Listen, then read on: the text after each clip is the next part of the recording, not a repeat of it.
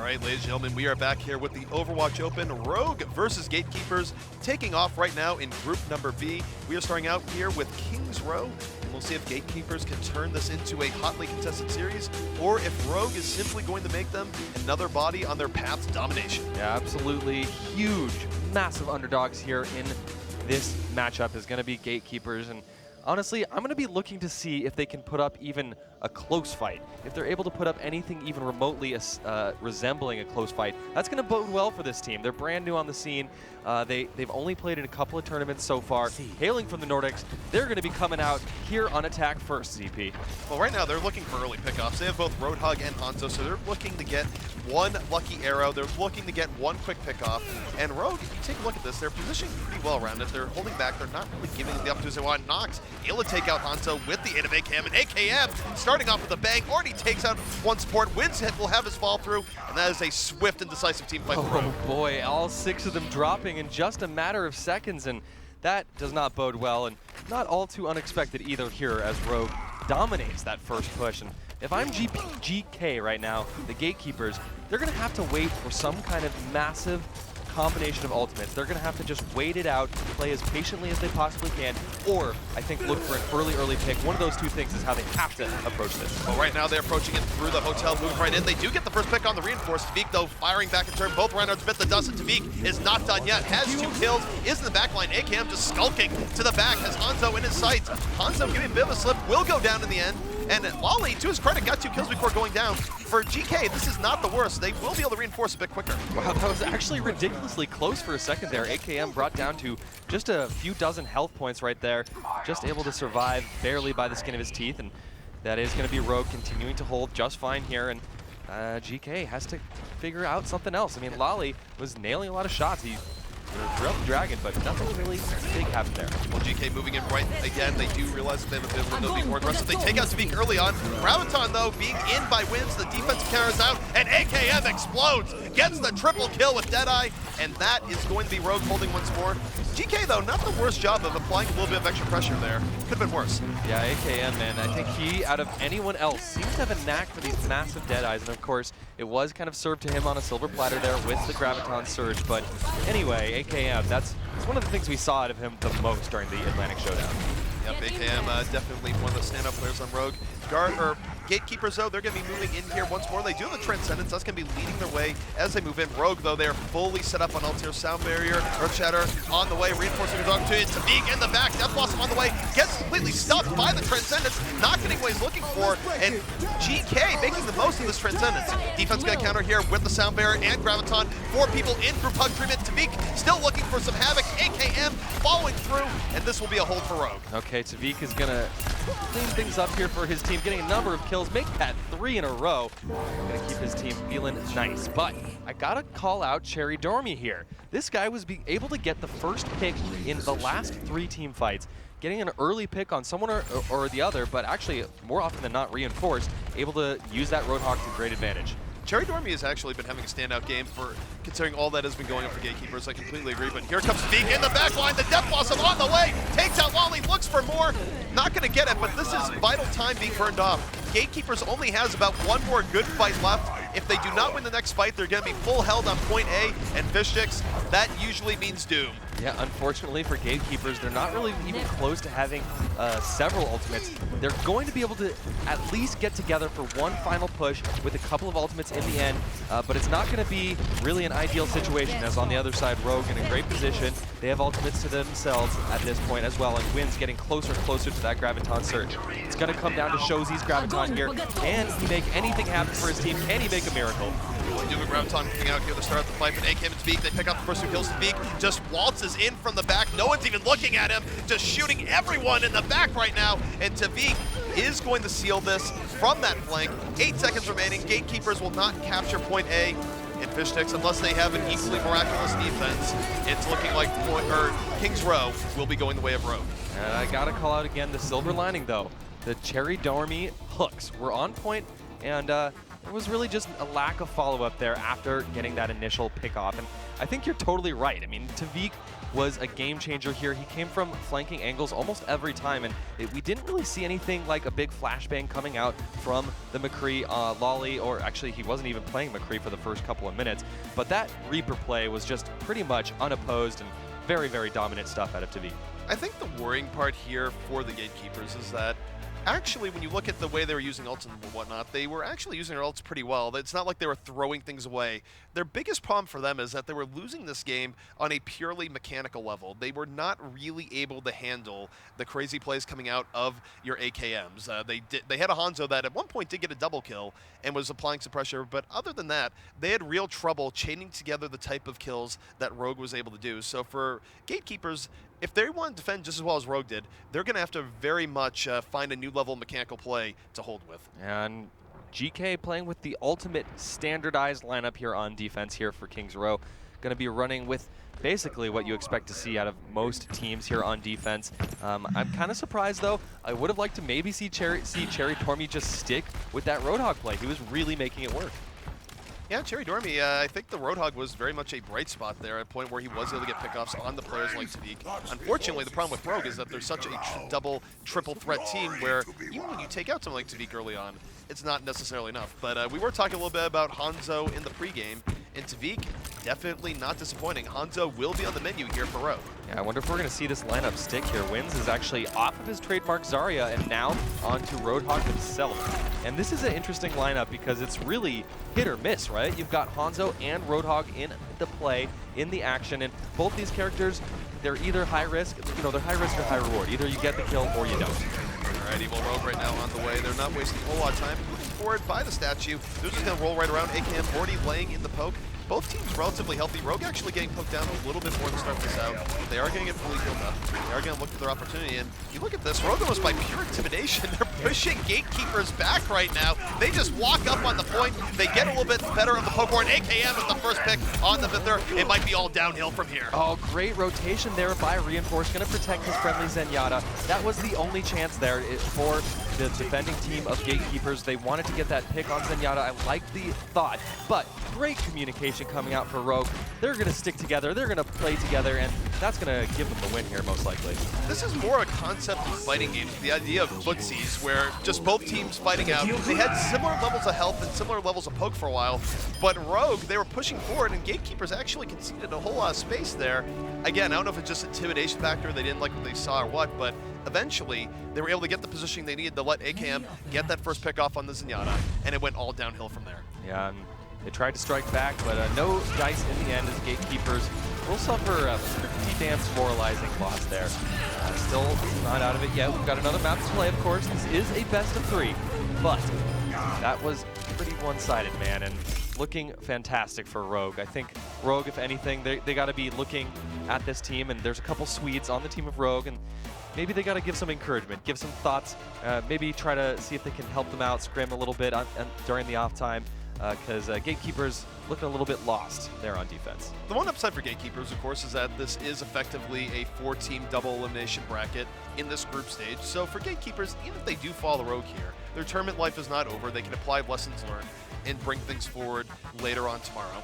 But certainly not the greatest start for them, and Rogue looking very solid, as if they really haven't lost a beat since Gamescom.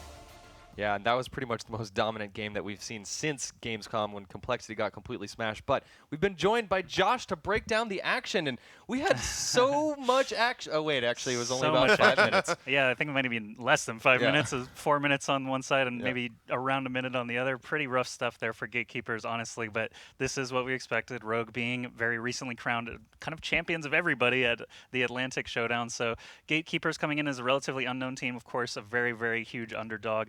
They got a couple of kills. I mean, Lolly on that Hanzo was definitely a joy to watch, a couple of nice arrows from him, but other than that, just could not get the cohesion. Like we normally see out of these top teams, essentially you're going to speed boost through the hotel, you're going to try and rush down an angle, but it was just so piecemeal, and Tavik took full advantage of that. Every time there was a straggler, Tavik was just ready with the shotguns. He actually went all the way into the theater, very close to the offensive spawn, and still managed to just get drop-down kills time and time again. It felt like Tavik had permanent residence towards the backside of Gatekeepers, where they could actually just look behind them at any point, and suddenly it's Reaper. He's there. And they weren't able to deal with it all that well, but it's understandable understandable that they weren't able to deal with it all well because, of course, if you're worrying about Tavik, AKM is sitting there in the front poking you to death, and AKM didn't exactly make himself an easy target. He was behind Reinhardt the entire time, so they kind of had to worry about cracking Reinhardt's shield first, not getting outpoked by AKM, and all in all, it was just too many threats for Gatekeepers to deal with, I felt like. And Wins specifically, I noticed on the Zarya, actually just lobbing high-charge Zarya bombs through that choke, and every time you lost one player on the offense, there was no way you could break through that choke with everyone just staring you down. It was just pretty rough. They didn't really have any super mobile characters either to try and take advantage. No Genji flipping around or Tracer trying to pass everyone. So, yeah, just a lot of pressure on the choke. Tavik doing his job in the backline. Everything went swimmingly for Rogue, as expected. Yep. Definitely as expected there. Cherry Dormy got a couple huge picks, but they couldn't take advantage of it. If anything, maybe, just maybe, if they saw that one pick, just push all the way in, just go straight aggressive, and maybe that could have worked out for them. But like you said, Josh, this is certainly what we expected to see. That's right. But game number 2 coming up. Anything could happen there on Dorado, it sounds like, is going to be game number 2. Yeah, Dorado, man, I feel like this is almost even more rough than Kings Row in certain ways. The way that Rogue approaches Dorado on attack is just so difficult to slow down, to stop. You're going to have likely Winston coming on in, reinforce, probably going to be playing on the Winston, and just gets so hectic when you have Tracers and Genjis and Winstons jumping into your back line. It's not only how they handle the offense, it's also how they handle the defense. If they have a good enough defense to hold point A on Kings Row, Dorado is one of the more favorable point A's in the game, so it might be more the same here for Gatekeepers, where they're really struggling to capture point A and get things going, because I'll tell you this much. In competitive Overwatch, there's nothing more soul-crushing than not being able to capture point A and having to do a similarly strong defense. It has happened. It's not unprecedented. There's been about maybe 2 to 3 times that's happened in comp history that I've personally watched, but it is so, so rare. Yeah, absolutely. And these archways are so narrow, actually. So to have an effective push through, if the defending team is set up well enough around the archways, you're going to frequently see attacking teams try to come from the sides. Either that's left or that's right. You can send a Genji over the wall, something like that. But let's see how Rogue does end up setting up here. The key for Gatekeepers here is that they really need to go out of the way to get in onto, I think, AKM first. He's on McCree. If they can Winston dive, Genji fall through, take out AKM early, and then turn around, I think they have a chance, but we'll see how things go. Right, that's actually Reinhardt for defense, and it is going to be a Winston on the attack, so pretty much the only major difference between these two. Shozy going to be playing Genji, so we'll see if he does go for that flank. Likely to do so, that's for sure. And Tavik, again, he's playing so far forward, very aggressive up above the arch, and I think he's going to be looking to do more of the same here with the big flanks. Well, we're starting out here, a bit of a bang. Cherry Dormy able to take out wins early on. Lolly falling through. It's actually 5v4 right now for Gatekeepers. This is looking great. Cherry Dormy putting the team on his back on the Tavik. It is the Lolly Cherry Dormy show. They're moving in. Shozy with a little bit of fall through at the end, and they are going to grab this. It was nothing flashy, no crazy fall through. They just won the mechanical war against Rogue, and that's a big departure from last map. Yeah, I wish I could say I knew what the difference was here, but Lolly is actually going to push forward in tandem with Shozy, Genji, and McCree working together quite well, and all of a sudden, Rogue is down 1 already for this next fight. They have got to fall back a little bit.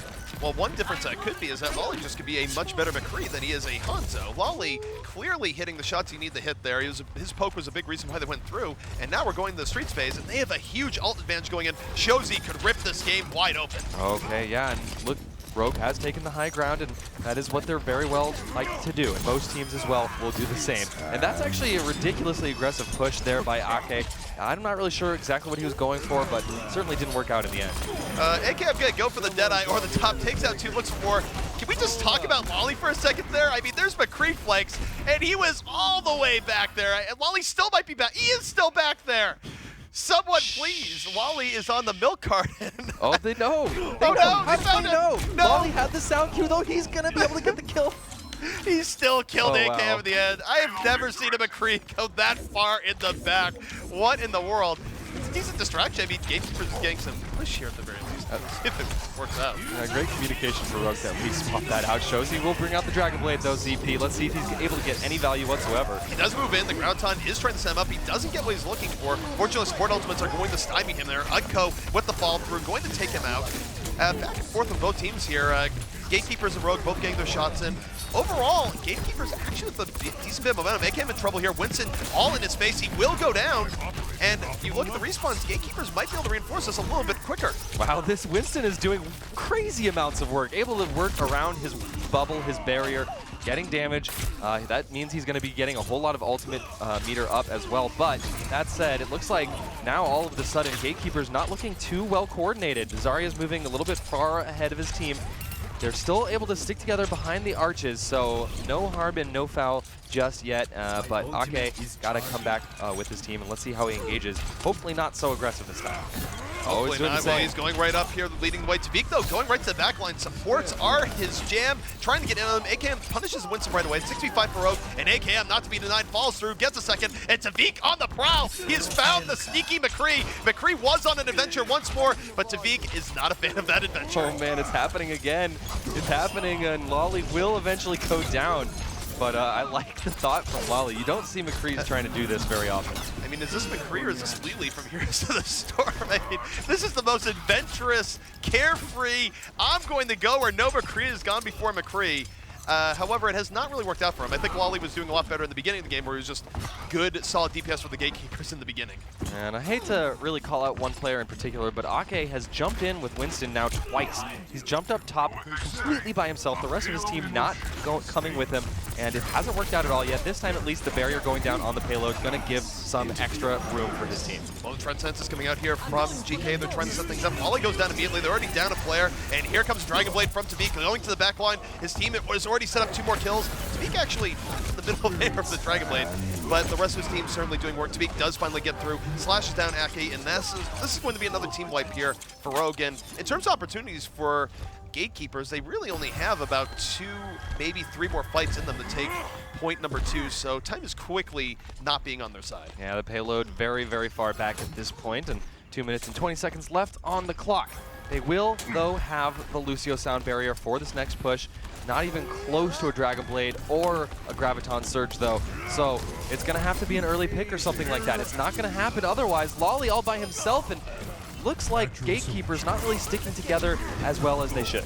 Gatekeepers is collapsing right now. They started out really strong. They had some good attacks right after, but clearly things not going the way. Wynn's just walking right forward.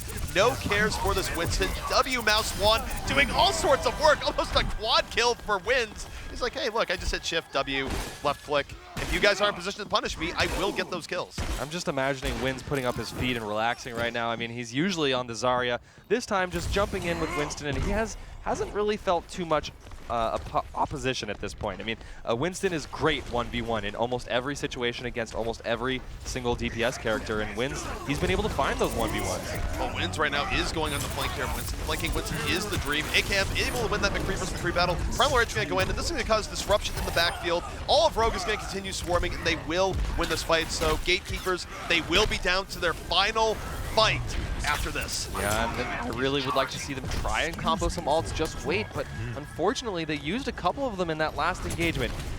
You know, that said, they do have the Zarya Graviton Surge, and if any ultimate in the game is going to be able to do it, it's going to be this, and be able to get 2 of them, but that's not quite enough, Pete. He gets 2 of them, but the follow-up is just not there, unfortunately. He saw an opportunity, but his team was not with him. AKM takes out Lucio early on this fight. It's now a 6v4 for Rogue. They are piling on. Cherry Dory bites the dust, and Rogue slowly slamming the door right now on the Gatekeepers. Gatekeepers, the upset for them, they got wiped so quickly that they will get another last-hit shot, but their positioning is going to be bad. But luckily for them, ult-wise, it's going to be more even. Yeah, relatively even now for this last push, and let's see if they can make anything happen. They've actually lost their Reinhardt, so they have to wait another 5 to 10 seconds as the Reinhardt does come from spawn. But no, they want to push right in, and they need to push right in, whittling down that Reinhardt shield of reinforce, but they don't really have time. They don't have time to do anything. They don't have time to plan. They don't have time to gain ultimate, and this should be the final nail in the coffin. Well, the Earthshaker does come in from He knocks down 2, but his team is all dead around him. He's the last one, swings the hammer in the space. Tavik and AKM were able to clean the rest of that up, and that is going to be a hold from Rogue in the middle of second, and their path to victory is quite clear indeed. Gatekeepers, really their best shot is they're going to have to do a full hold on point A. Much easier said than done, especially with how Rogue is playing. Yeah, against a team like Rogue, man, that's going to be so hard. You're going to see Genji's flanking, you're going to see Winston's jumping on in and just causing chaos. You know, the mark of a really great team on defense, I think, is being able to hold in the market and just play together as a team and not allow anyone to flank you, pick anyone off on the wings. So we're going to see, are they going to try holding a little bit further forward? Are they going to hold right under the arches? Are they going to hold in the marketplace itself? regardless of the situation, they're going to have to play so damn well as a unit and protect each other so well, because I know Tavik is going to be looking for early picks on anyone he can, but especially that Zenyatta. Well, Tavik, the clear one thing we were talking earlier in the day about how Melty doesn't do flanks quite as well as other teams, and we had examples to back that up. Rogue is sort of the opposite here, where Tavik has multiple ways of going in, but Rogue has very, very good coordination for when they do that. You can take a look at Tavik. Tavik will go in from the back line right as he's getting support up the front, usually by AKM, and reinforce if he's diving in as Winston, which it does look like he will be here. So for Rogue, they have great ways of breaking difficult points like point A Dorado. So Gatekeepers are going to have to be aware of that sort of trickery coming up from Rogue, and honestly, they're going to have to be nearly mechanically flawless to pull this off. So they actually are running with a Junkrat, and I don't mind this this decision. Junkrat bombs can be one of the few things to slow down a team like Rogue. We've seen it actually happen before, where Junkrat spam is enough to stop folks from just pushing on straight through an archway, something like that. So we'll see if this does pan out for Shozi, as he'll try to do his best to make that archway basically a hellhole. Yep, and the Junkrat is going to have to carry hard. We have seen Junkrats, of course, do that in the past on this map. Tailspin, of course, has a great Junkrat here. Seagull was legendary, but the Mei Ice Wall comes out immediately, and they're actually going to pick off Reinhardt as a result. The Mei Flash, absolutely great here as a great early blitz strategy.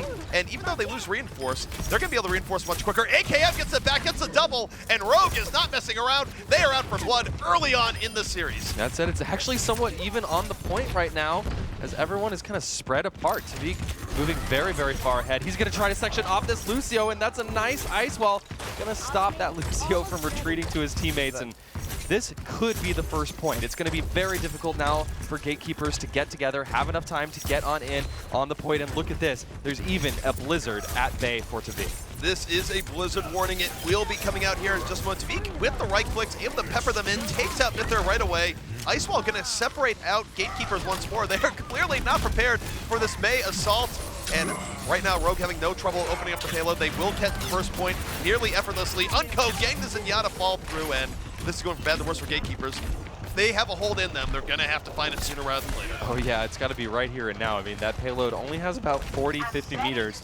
More to move forward, and no ultimates whatsoever for Gatekeepers right now, and that is so tough now as Rogue stacked to the teeth. They're going to have almost, actually they're really damn close to having all 6 ultimates up. Well, this is going to be a Riptire warning here in just a moment. If they are going to hold, they're definitely going to need some contribution. That Shozi at 99%. He's going to let rip it, but when he's actually almost dead, gets taken out by AKM. AKM with a successful flank moving in. Here comes Tavik, the Blizzard on the way. It will clear out space. Lucio going to become a popsicle here, and this will be Rogue finishing out this series. Absolutely, the payload moving ever closer. They're going to spam out all the ultimates just for the fun of it, but Rogue takes a clean and easy victory here in the first game of Group B, as we do get closer and closer to deciding who will move on to Atlanta and the $300,000 prize pot. Right now, Rogue making a great case for themselves. They have all the momentum in the world, and that was just utter and complete domination here for Rogue. Yeah, I mean, I don't think Gatekeepers are really expecting the early blitz-based strategy, but it does work out. I mean, if you can separate out a Reinhardt early on, get the 65 that quickly, you can make taking point A much easier. So Mei's one of those heroes right now where I feel like she's not the greatest run over the entire map, but she certainly can have great value as a surprise, and Gatekeepers was certainly surprised by that play from Tavik. Yeah, we've been rejoined by Joshy, but man, that poor Reinhardt, man, he's like hopping backwards. He's like, oh, I can't move backwards anymore. What do you think of that game? That game on Dorado, at least they got checkpoint A, man. Lolly Cleanly. Yeah, Lolly MVP easily, but yeah, it was just a ridiculous one-sided show again. Tavik and AKM doing so much damage on defense, basically unchecked the whole time. And I just want to say this line that I wrote down: wins on Winston wins tons, because he just ran forward thank and you, Joshy. dominated. He went all the way to their spawn. He was slapping people left and right. It was so good. Yep. Yeah, we did see a lot of moments of brilliance, I think, from Gatekeepers. There was a moment with Ake on Winston where he really managed to clear a bunch of people away from the front of the church. But these were kind of so individual and so separate and had no follow-up there. I think that was the biggest story for Gatekeepers, is that they could do great things, but they needed to do them together. Yeah, and they built these compositions around getting picks, right? They had Hanzo on Kings Row. They were playing quite a bit of Roadhog as well, looking to try to eke out that small advantage to allow them to kind of steamroll. But every time they did get an advantage, except for, well, of course, the first part of Dorado on attack where they steamrolled, which was huge for them. But they weren't able to really make that strategy work, and no big surprise, though. The interesting thing about them getting the first point is that they also had an ult advantage going into the first part of Streets phase that they weren't able to capitalize on. They had a Genji Dragonblade. And also, I mean, I think we'd be remiss here. For better or for ill, it was definitely more for ill, but Wally probably set some sort of record for McCree, most removed from his team, most in the backfield. I mean, looking at that, okay, so you have a Dragonblade coming in, and your McCree is where? I mean... Sneaky, he's so sneaky. He got he got the kill on AKM. It was a trade, but they definitely weren't expecting it there in the vault of all places. And the sneaky McCree, it actually did not work out for them just because he got picked so often, trying to sneak around the backside of the church, trying to sneak around through the courtyard. Every time he got caught after that initial vault sneaky play. So yeah, Lolly did a nice job helping them break through A, but it was actually AKM's Deadeye, had double Deadeye immediately after they opened the doors that just stopped them in their tracks. And yeah, I think Gatekeepers, obviously they're falling to the losers match, so they're not out of it yet, but Rogue is a tough opponent for anybody, so they definitely should not be too disheartened. Absolutely. I actually do have one question. Was that Mei actually a legitimate strategy? We've seen Mei come into the meta over the course of the last couple of days, especially on maps like Hanamura, especially on maps like Anubis. Was that just a troll from Tavik? Was that just trying something unique and different? Obviously, it worked in the beginning, able to section off that Reinhardt. What do you think, ZP? Mei, I actually think, is legitimate, but not as a full map option. If you stand Mei the entire time, people are going to find a way around it. But if you're not expecting, if you're not holding tab down the beginning, and you're sort of positioning normally like you would be against most people, Mei can catch you off guard. She can separate your Reinhardt. And then if you're stuck in a 6v5 with your Reinhardt down, where he's not going to be back for a while, I do think it's legitimate to open with that and look for those picks. The teams will probably get wires or two as time goes on, and maybe it'll stop being viable. But for now, I do think it's got teams off guard more often than not. Yeah, I agree with ZP there, where it's just like they only had to get 1 point and a smidge after that, so I think it's totally fine with that in mind. Obviously, if time started ticking down and minutes were getting burned off the clock, he probably would have just switched to an offense character and cleaned up as he usually does. So I will say part troll, part strat. Well, and Rogue is one of those teams that makes big use of switching out. Like a lot of teams, they find their heroes, they stick on them, they don't change. And, Rogue is always willing to pivot last minute and sacrifice even some ult charge for a better suited hero overall.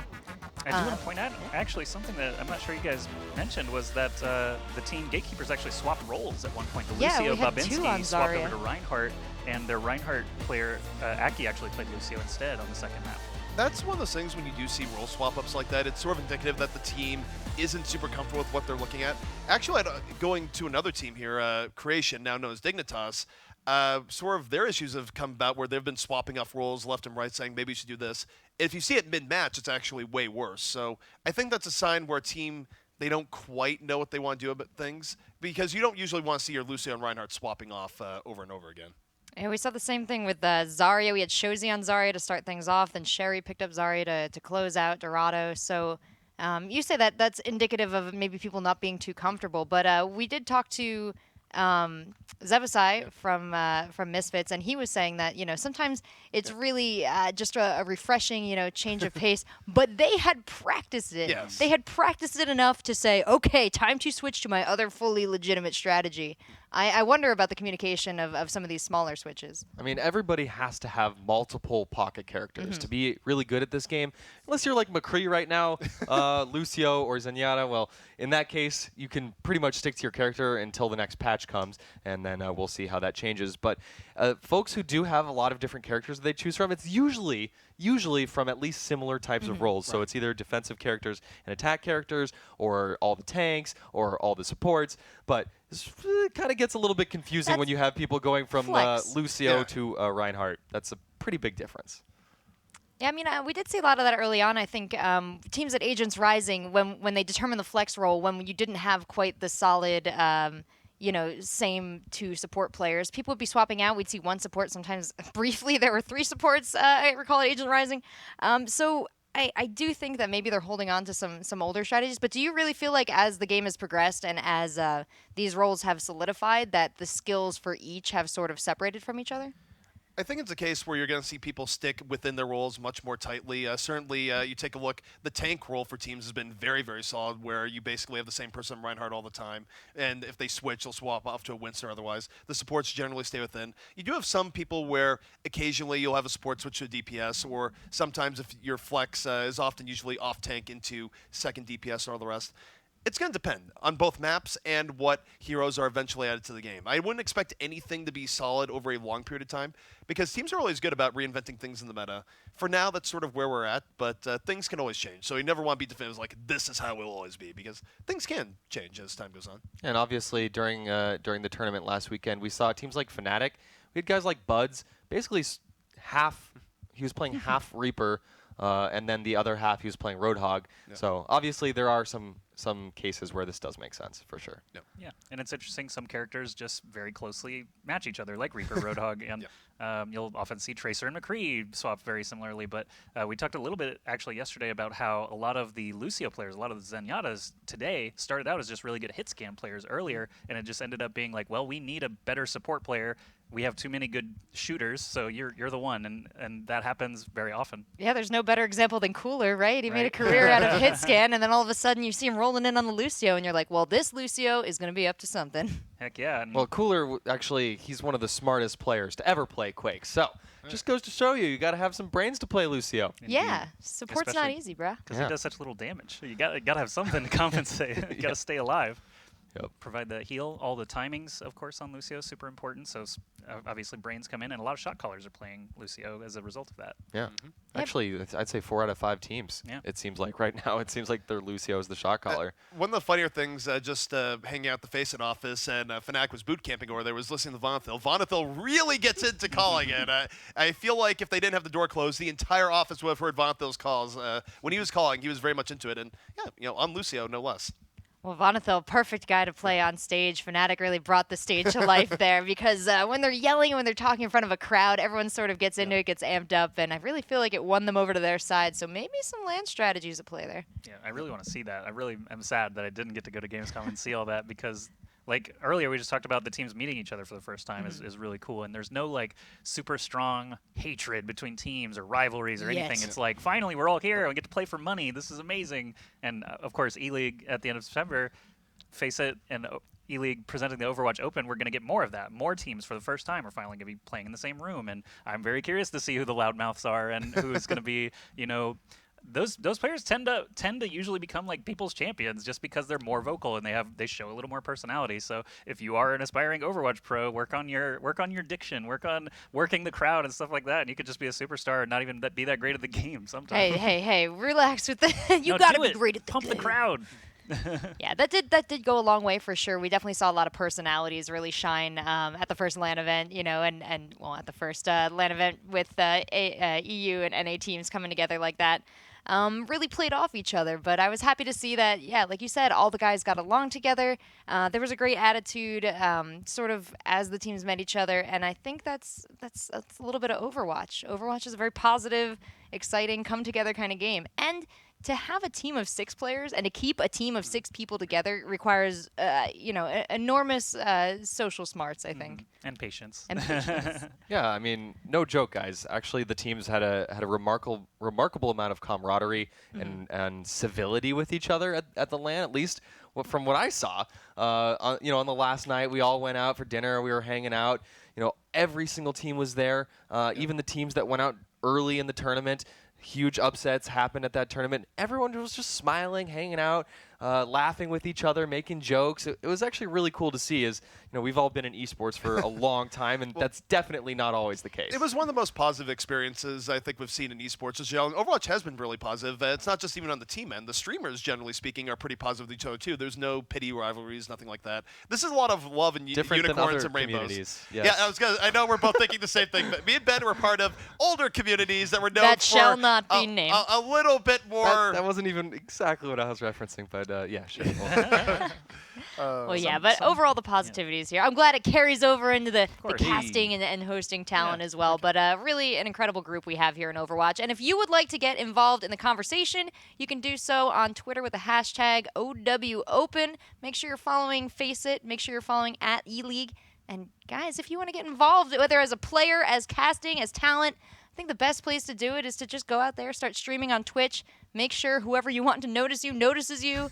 And, you know, how did you guys end up here on the desk today? I mean, like you said, it's been a long road in esports for all of us. Yeah. Yeah, just You got to start somewhere. You just got to start putting your name out there, whether it's creating content, writing articles, making videos, you know, playing, interviews, yeah. being a player, a shot caller, you know, Observing detailing the strategies, game, being an as observer, an reinforced admin. There's 1,000 ways to get involved, and we hope that you guys do, because this is a fun place to be right now. I know for me, it just spawned out of Yeah. being a big fan of StarCraft 2 and going to events and interviewing people. I didn't proclaim to be the best player or the caster at all. Just I was really interested in everything and spent some money, get out there and. But look, you know, no show one your else face. was like really doing it and true. grinding like you were, Yeah. so that's how you get in. It's a different world now. Good luck, Yeah. guys. It's just like all this experience. That's true. By the way, it's totally different Yeah, now. I Just mean, find that was your the own- old criteria. It's just find your own way. Yep. But no, I mean, there are a lot of opportunities out there for people to get in. I would say the biggest thing is if you're watching events like this, I mean, you can record yourself casting games,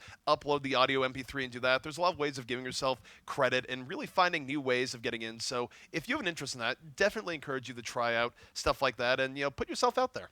Yeah, guys, and if you're watching at home, we have just a couple minutes before we get into our next match. It's going to be FaZe versus Tornado Rocks. Before we do that, though, let's take a quick look at the brackets leading up to this this point in the day and onward. So first up, this is our Group A. We had Misfits, Bikini Beach, Melty Esports Club, and Anox. Of course, Misfits and Anox moving on. Yeah, I know it's like right in front of you on this graphic, but I just want to really drill this in. These two teams have qualified for the $300,000 tournament. They're the first two teams to make it in. So we've got Anox, of course, with legendary Quake players, mainly coming from the CIS, Russia, Ukraine, Belarus region, really making a name for themselves and making their region proud. And Misfits, of course, one of the strongest teams in EU. These are the very first two teams to make it in, Yeah, so and they got to feel really nice right now. Funny enough, Anox and Misfits were the best of 5 in the first qualifier for Overwatch Open, so they've been able to maintain this level for a full month without even really having to play that much. And of course, Envious also threw yesterday in Group A in North America. We will have some more North American matches later on to figure out who else from Group A in North America will move on. But right now, we're just in the thick of things for Group B.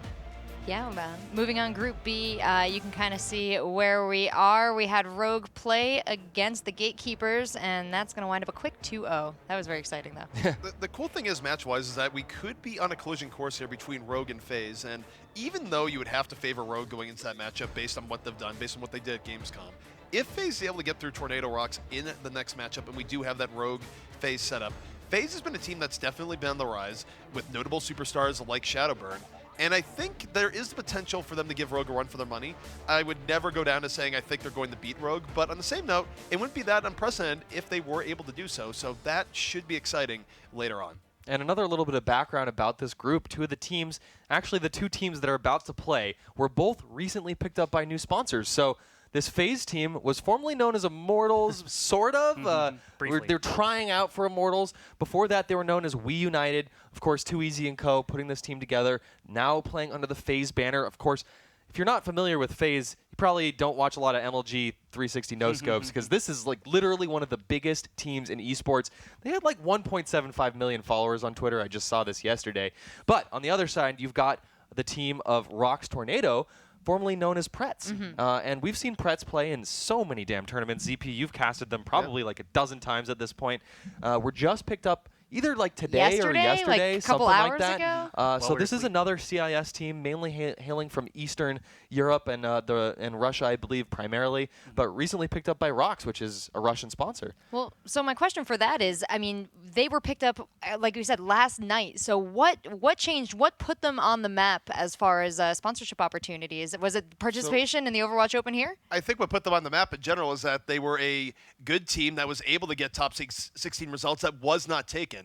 Overwatch is growing at a radical rate, and organizations want to get in no matter what. And Pretz, it's one of those things where we've seen teams in their same situation actually with a few changes, whether it be roster changes, switch-ups, or what have you, go from sort of the gatekeeper position, no offense to the other team named Gatekeepers, but Pretz is more of a true gatekeeper, into, all right, well, we just added this player, and suddenly we can compete at the top. That's sort of what happened with Misfits when they picked up Zappery for a while. So for that, I think Rox, even if say they do go down to FaZe later today, they definitely see the potential in the team going forward. Yeah, I think Pretz, they're just consistent. Like he said, he's cast a dozen matches of them. They haven't really shifted roster a ton. They're very consistently in that, I would say, 5 to 8 discussion very often. It's whether they can break through that or not is usually up to just the day and if they can perform. So this could be their day against FaZe. FaZe still relatively new, playing together, and anything could happen here. Well, I do want to give a high five to the Tornado Rock sponsors, just for and you too, Ben, later, because they picked them up before this match. You know, Right. some sponsors might want to wait till like after they play. Let's see if they're going to go all the way. But a great leap of faith, and it shows that there's a huge value in these teams. As ZP said, you know, this is sort of a land grab right now. A lot of talent out there, and you want to get your hands on it as soon as possible. Yeah, ZP, you're totally right. I mean, at this point, if you're a top 16 team and you're not sponsored yet, you probably have people knocking on the door. I mean, there really aren't that many teams left that don't have a mainstream sponsor, both in North America and Europe at this point. And every single week, it seems like there's at least 1 or 2 new announcements, which is great. I had this conversation the other day where realized it's actually easier to list the names of mainstream major esports teams that aren't in the scene yet versus the ones that are, because almost everybody has jumped in very early here in the Overwatch scene. I'll say Anox definitely Yeah, looking right? like a prized You're totally right. gem right Anox. now. Yeah, they've been performing well for well over a month, and there's no reason why someone shouldn't be interested in having Cypher and Cooler under their banner. These guys they've been around for a decade or more. So TSM, we know you're watching. TSM. Or whoever. Optic. Optic, has- TSM. has shown Reunited brought to interest. the table, though, a lot of players have the opportunity now to run a player-owned organization, True. and there's a lot of profit in that. If we've learned anything from our friends of the MOBA scene, this is an incredible opportunity to pick up who are going to be absolutely huge names as this game grows and grows.